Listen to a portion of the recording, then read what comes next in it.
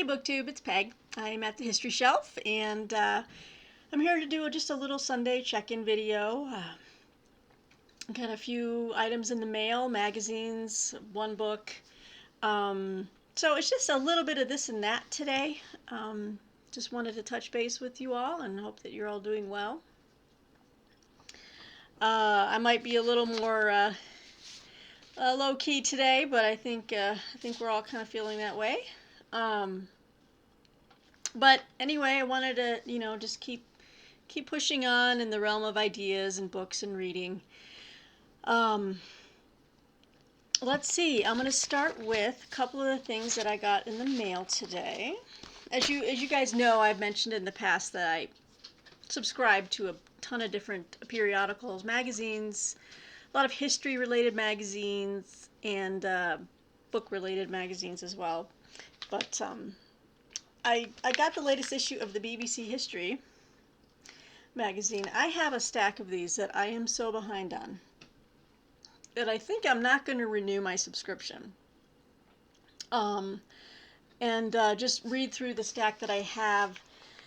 It's a great magazine. It's very visual. But I think I'm going to take a break from BBC Magazine, History Magazine, just because I've subscribed to it for several years, and I do notice that with each year, as I go through my back issues, I have a lot of the same. They hit the same topics again and again. So yeah, they're new articles, but I think I'm going to just take a break.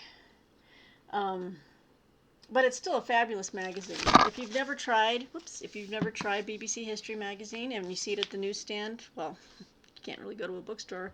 Well, I guess you can if you're wearing masks now, but it's a great magazine. But I have so many magazines right now, and I need to not I need to give myself a break. But also on the same theme, I'm not going to renew that one probably, but I have subscribed to their newest magazine, or it's a journal actually. This one kind of got beat up. It ships from overseas, but I think I've shown one of these to you before. They have a new journal type. It's a very it's not glossy. It's not a glossy print magazine like the other one is. It's a smaller type, very just plain paper, kind of perfect bound, and it's BBC World Histories. That's the name of the magazine. And this I find is more up my alley. Less over the top, kind of pop out graphics that is just too much for the eyes sometimes, and more just understated journal type articles, and visuals and graphics that are inlaid within the story. And it covers a wide variety of eras. It's world history, so it's not just set around United Kingdom. So this was the first issue of my subscription that I got. And I just recently, they had a slight delay. They were delaying shipment because of when the pandemic broke out. Their schedules got off track, but we're back on track now. And this was the latest one that I received, BBC World Histories, What the Romans Really Did for Us, is the cover story. So that looks really interesting, and as you can see, they were quick to hop on that and on the pandemic, and what can we learn from past pandemics, so that's going to be an interesting article. It is shipped from overseas, so sometimes I get these grimy little things. It gets beat up in the passage. I don't know why. But it's a very smart looking journal, and I like a lot of the writers. I recognize them. I've read their stuff before. So although I'm losing the BBC History, I'm going to stick with BBC World Histories for a while, because I think that's more my speed, more my tempo, more my more not academic. Well, yeah, I guess more scholarly approach to things, and it's a broader reach. It's looking at world history, not just England um, and the UK area. So then I got the latest issue of Book Forum that came today. Let's see if I can cover up my mailing address here, but we've got the cover is Heaven and Hell issue: Writers on Faith, Language, and Escape During a Global Pandemic. I think a few of you in the past, when I first showed Book Forum, you guys went out and got your own subscription. So I hope you guys have been enjoying it. Let me know if you have. I have. A lot of it is a lot of coverage of fiction, which is okay. But as you know me at the history shelf here, I love my history. I love my nonfiction. So I kind of gravitate towards those reviews first. But I like to know what's going on in the realm of literature, and the new buzz novels, what's going on there. But yeah, so we have the new issue of Book Forum. Yay! Let's see what else. Okay, so then I got this today. Well, it might have been yesterday because I didn't check the mail yesterday. This is from SUNY, the State University of New York Press, SUNY Press. I had requested this. This is going to be a juicy, very intellectual exercise of the mind. This is The Historical Mind, Humanistic Renewal in a Post-Constitutional Age. And it's a series of essays, so we've got Justin D. Garrison and Ryan R. Holston editors. So what appealed to me about this book, I'll just read to you a quick synopsis of it. America is increasingly defined not only by routine disregard for its fundamental laws, but also by the decadent character of its political leaders and citizens. Widespread consumerism and self-indulgent behavior, cultural hedonism and anarchy, the coarsening of moral and political discourse, and a reckless interventionism in international relations. In The Historical Mind, various scholars argue that America's problems are rooted in its people's refusal to heed the lessons of historical experience and to adopt, quote, constitutional checks or self-imposed restraints on their cultural, moral, and political lives. Drawing inspiration from the humanism of Irving Babbitt and Clyde G. Rhine, the contributors offer a timely and provocative assessment of the American present and contend that only a humanistic order, guided by the wisdom of historical consciousness, has genuine promise for facilitating fresh thinking about the renewal of American culture, morality, and politics. So that just appealed to me as a student of history when I read the description of the book. I think it's very apropos for our time and place. I like how the beginning of the book, it has quotes here. There's one from Cicero: history is life's teacher. There's a quote from Goethe: to the several perversities of the day, a man should always oppose only the great masses of universal history. And Faulkner, one of my favorites: the past is never dead, it's not even past. I just found this to be something I want to read right away because I am so all about history being the best teacher. And I try to promote that here on my channel, the study of history. Read every type of history from every angle and make your conclusions. And always keep it in mind. Some of the, because there are various scholars, so the essays in the book have a wide range of authors. We have a part one is on the new humanism. We have an article here by Irving Babbitt. Chapter one is What I Believe, Rousseau and Religion. Let's see, we got part two is on culture and imagination.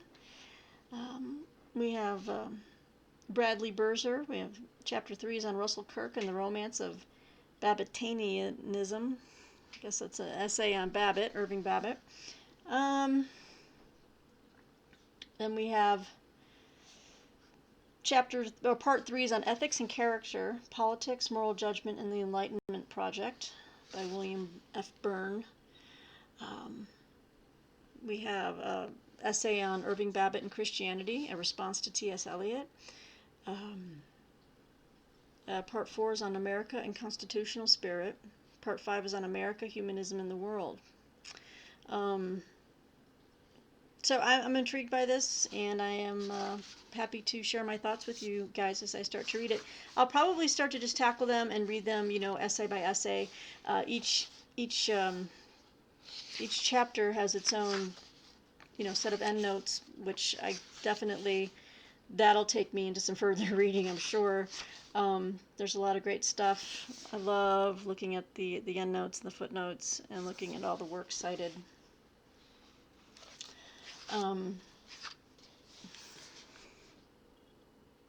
So again, just a book that talks about the historical mind and how we can use history to understand and shape, I would hope, the present and the future. So that book came today, and I'm very happy to have it. Thank you, SUNY Press. And I will be back hopefully in the next couple months with more thoughts on this. Or as I read them, I might just discuss individual essays. But I wanted to highlight that here, that I'm very excited for this book. Some of the other things that I read, and I'll print up stuff because I don't like to read on my computer for very long. My eyes just get a little too blurry, but I have a digital subscription to Wall Street Journal, and I do really enjoy their books and opinion section.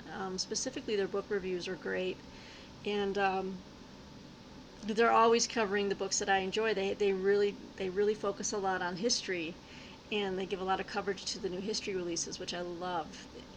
I had printed up, well, I had already read it, and I had recycled the paper, but they interviewed, or they had Richard B. Frank, whose new book on Tower of Skulls. I think that's on the Pacific War, which I want to get Tower of Skulls. They had him choose his top 5 favorite books on, I think, Guadalcanal, or just that portion of the Pacific War. So that was interesting. I did print up this review because I was like, I definitely love my Civil War biographies. And this is a new one on this guy right here. So we got William T. Sherman. I think many of you might know the book I'm going to reference. So I printed up this review. This is on the Scourge of War. A Long March into Myth is the name of the book review. But this is the new book coming out by Brian Holden Reed, by Oxford University Press, and it's The Scourge of War. William T. Sherman. I don't have the subtitle listed here. Maybe it's just The Scourge of War.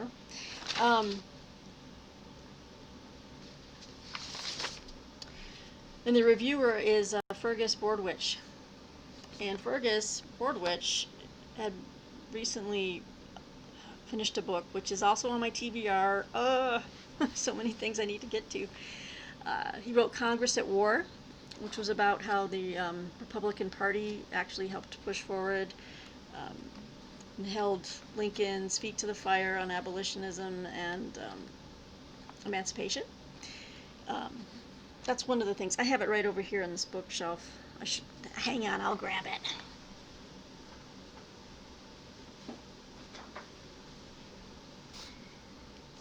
Okay, yeah, Fergus Bordwich wrote Congress at War, How Republican Reformers Fought the Civil War, Defied Lincoln, Ended Slavery, and Remade America. This came out, I believe, in February.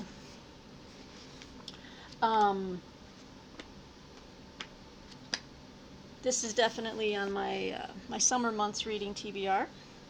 But he wrote the review on Scourge of War, the new bio on Sherman. And I know, I just recently had a big hoopla kind of thing on Grant, and just did my review on the miniseries. But I've also think highly of Sherman. I know a lot of people don't, but I think it's time that he has gotten a relook as well. The review points out some of the arguments that Brian Holden Reed makes. But see, Sherman suffered the same fate as Grant did by the lost cause apologists. So I think people who buy into this thing that Sherman was a monster and he raped and pillaged all through the South, that's myth. That's just myth. That was propagated by the Southerners after the Civil War. Um, the white supremacist previous plantation owners who Sherman actually, yeah, he blamed them for the Civil War. It was on the plantation owners. Sherman had a very heightened sense of class. He had an issue. I mean, his class consciousness was very finely tuned, and he really resented the rich plantation owners that he believed just sunk this country into the most horrific war it had ever seen. Just all in the effort to save you know, their institution, which made them filthy rich, and just everyone else was suffering and enslaved, and it was just horrible. Sherman, he called them out on that, but so when the Lost Cause came along, and Grant had to become the drunk and the butcher, so Sherman had to become, as he says here, uh, so the basic elements of Sherman's fearsome persona were crafted well after the Civil War by Southern apologists, who portrayed him as a sort of, quote, devilish antichrist, complementing the Christ-like Robert E. Lee, end quote, as Brian Holden Reed puts it. Yeah, such dark characterizations of Sherman were burnished anew in the 20th century by writers such as James Rustin Jr., who saw in Sherman's campaigns the incipient pattern for modern total war, including the ravaging of Vietnam.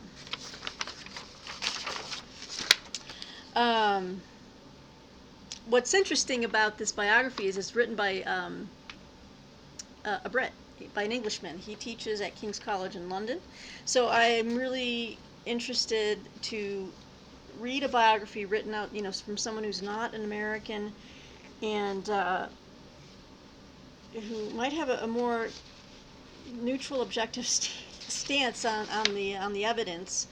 With his European perspective, um, he can relate it to different events on the continent, military events as well, and give it a Sherman's skill as a tactical and strategic genius, the merit or the attention that is due to him.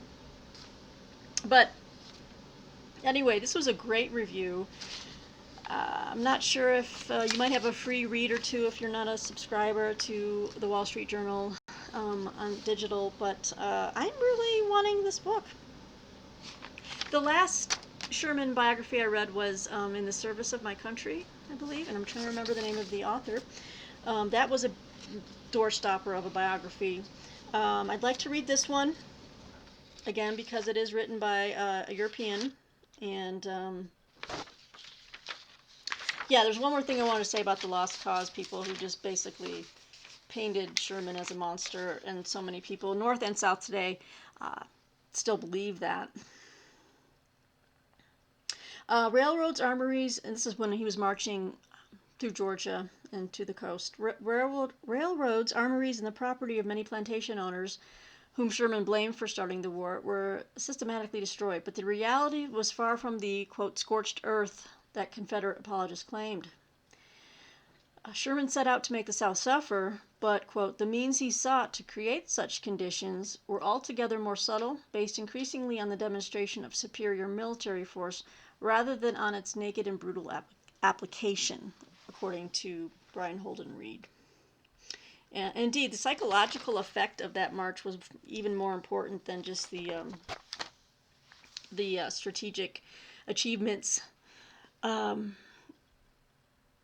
So anyway, and I think people just take that facile argument that he was just, like a Viking or a Hun unleashing his people on the folks of the South. I don't, there's really I'm sure there were instances, individual instances of things that, you know, we'd rather not like to think of, but overall, this was not what these Southern apologists made it out to be, you know. So, Scourge of War, the new biography on Sherman, I'm really, really excited to get my hands on that. I can't, I think it might already be out. Yes, looks like it came out in the last couple of days. But anyway, I was reading that book review and I really enjoyed it. Let's see, so I think that's about all. Oh, I noticed today that Jason Harrigan at Byways in Bookland has a new original tag out. It's at the supermarket shopping book tag. And I've been tagged in it. So I need to go through. I printed up the questions so I can go take a moment, go sit outside, have something cold to drink, and just consider my answers. So I will be doing that tag soon, Jason. Thank you for tagging me. Anyway, I hope everyone's doing all right, and I think I'll keep it to a very unusual 20-minute video for myself. Let me know what you think of some of these magazines, some of these books. Tell me what books you're reading, what book reviews you've read recently. Do you like to read book reviews? I haven't asked you guys that. I love just reading book reviews. It always gives me more ideas. Okay, so I will keep this short, and I'll make a video again soon, hopefully soon with a shopping book tag, supermarket shopping book tag. You guys have a great rest of your weekend. We'll talk soon. Take care. Bye.